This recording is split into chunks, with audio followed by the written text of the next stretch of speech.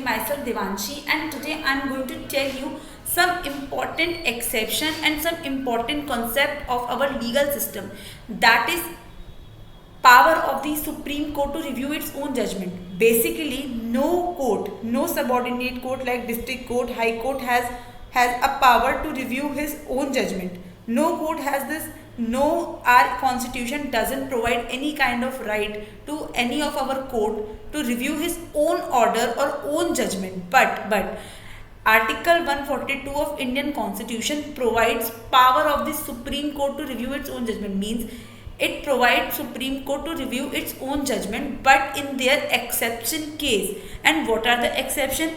When Article 142 of the Indian Constitution empowers the Supreme Court to review its own judgment and to pass any order necessary to do complete justice in any matter pending before it. This power is used very cautiously and in exceptional circumstances only. Otherwise, Supreme Court also doesn't have any power to review his own judgment.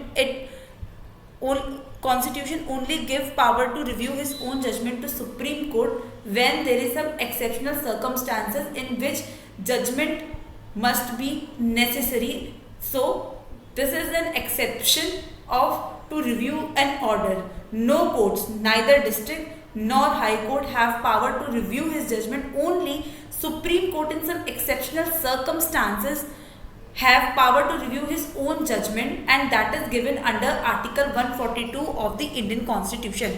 So like these exceptions, I'll tell you some more exceptions, some more case laws in my further video. Till then, good day.